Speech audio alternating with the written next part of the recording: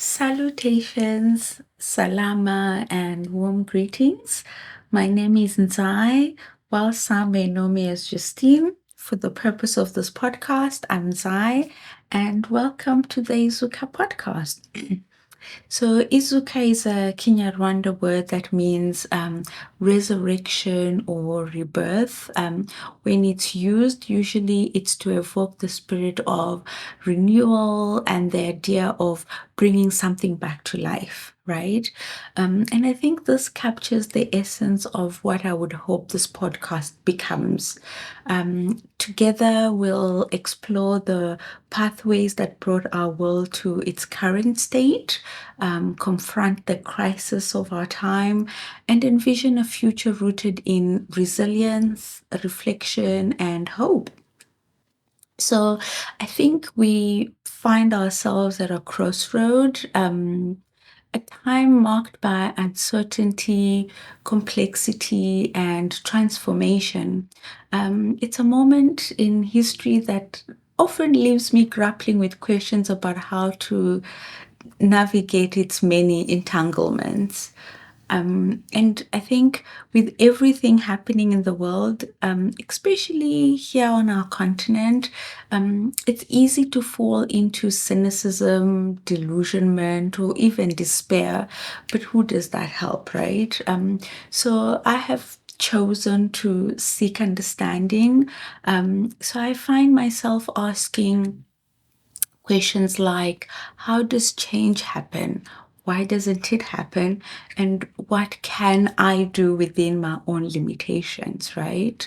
And so this podcast is my way of navigating these uncertainties and searching for answers. And one concept central to our discussion is the idea of crisis. Some call it metacrisis, which is a prolonged period of instability and difficulty fueled by interconnected challenges. These include ecological collapse, governance and security issues, global economic instability, widening inequality, rising mental health struggles, and a decline in social and political trust, right? And the meta crisis is basically the collective sum of all these crises, or some may even say emergencies in our world. And here in Africa, we've lived through these crises for so long that we've almost normalized it. Many of us bought into the idea of the American dream. And we thought that with education, hard work, and perseverance, we too could achieve it. And we were willing to live in this crisis as long as the American dream was coming, right? But I think we are waking up to the reality that this dream was never truly ours. It's not tangible, it's not attainable. And as the cracks in that illusion grow, we are forced to confront the crises that have been with us all along. Um, so Dr. Zach Stein, a philosopher of education, describes this era as a time between worlds. He says our world is undergoing profound transformations. The world we have known is disappearing, is coming to an end, and a new one is emerging. And as this is happening, I think it's revealing real cracks in the systems that we have built. But within these cracks, there are also opportunities to reimagine and rebuild. And this podcast will delve into the roots of Africa's crisis, the systematic failures they reveal, and the possibilities for meaningful change. These times, I think, demand deep systematic thinking, a willingness to go beyond service level solutions. So many of those we because I think many of those we look up to for leadership are somewhat entangled in the very systems that perpetuate these crises, right?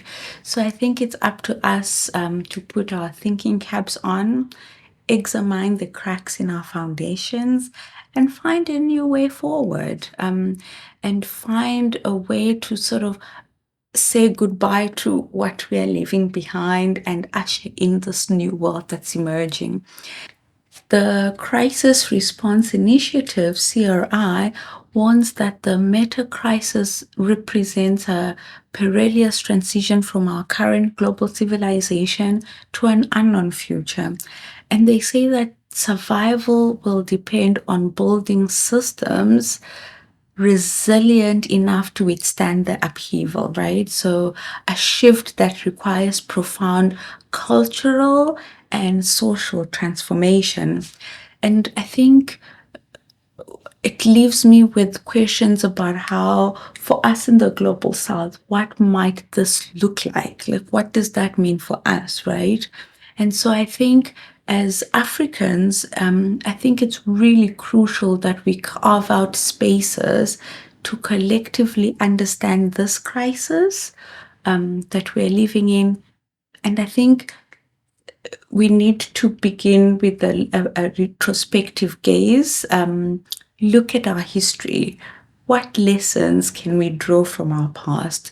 How might the scars of our struggles or our history guide us in reimagining our place in the world or what is to come? Perhaps the meta crisis is more than just a modern challenge. It could be the cry of our ancestors, their bones stirring beneath the surface, demanding to be acknowledged.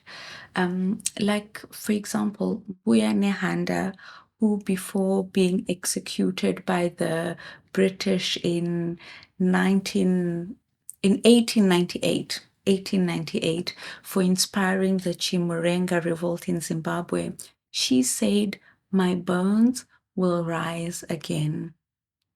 My bones will rise again." So, could the meta crisis be our ancestors creating cracks in our reality, urging us to confront our history? Um, a story is told of a girl. Little is known of her or about her, but some people refer to her or have named her Bakita, which is not her true name. She was a black woman who was captured and enslaved from somewhere in Africa, probably on the West Coast, and brought to Brazil at the beginning of the 19th century. And when she was well, I think at the time she was between 20 and 25 years old. And she was one of more than 2 million Africans enslaved who disembarked in Rio de Janeiro between 1500 and 1860. And weakened by the long journey of 20 to 40 days, Paquita arrived in Brazil nearly dead. She might have spent a few days in Lazaretto, where slaves who had arrived with some kind of illness were quarantined, or alternatively, she might have been taken directly to her final destination, the cemetery of New Blacks, where newly arrived Black people in Brazil were known to be buried. Now, Mercedes Gumeres, who, while renovating her house in Rio de Janeiro in 1996, uncovered human bones. Initially, she thought it to be from cats and dogs, and she thought maybe the previous owners of the space loved their pets so much that they wanted to bury them within their living quarters.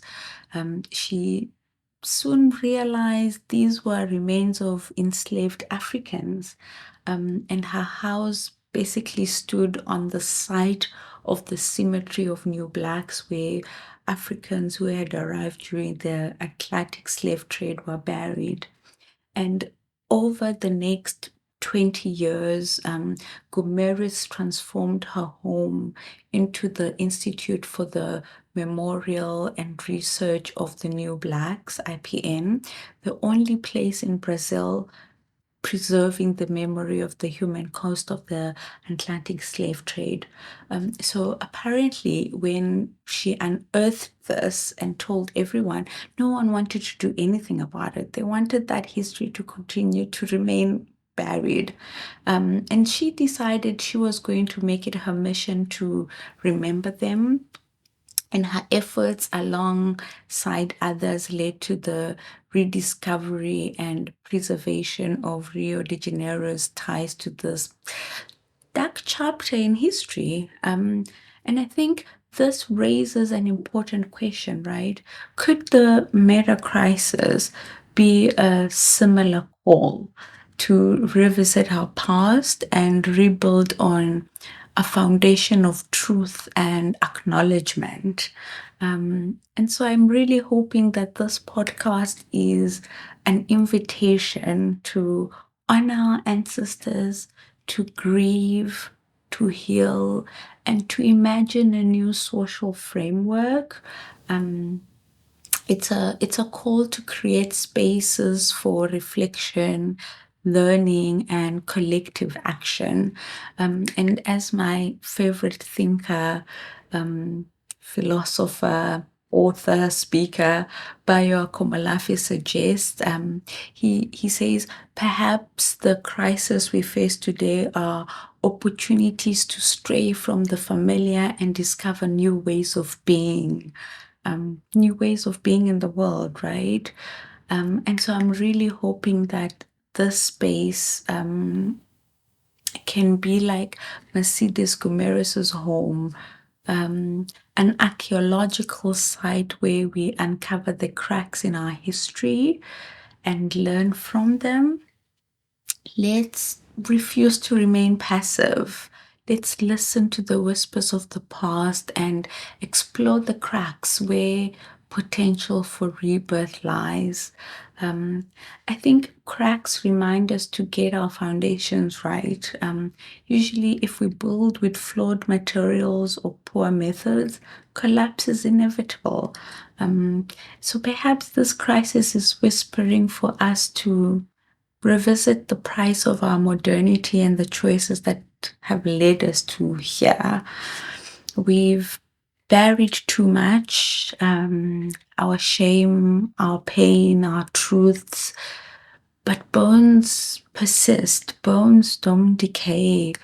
They push through the cracks, demand to be seen, and by giving voice to the forgotten, we can confront our shared history and begin to heal.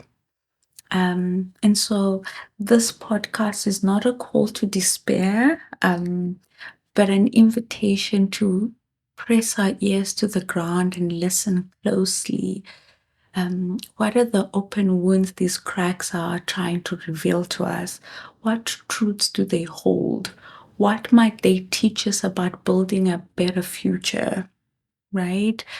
Let Izuka be a space for reflection, questioning, fumbling in the dark together, and collective healing. And together we'll look deeply at our past, examine ourselves and our world, and create something meaningful. And moving forward, we'll explore how we as Africans can remember, rebuild, and reimagine. I'm hoping we'll feature storytellers, philosophers, teachers, and anyone willing to join us on this journey of remaking. So please come along, and thank you so much for listening. A big warm hug.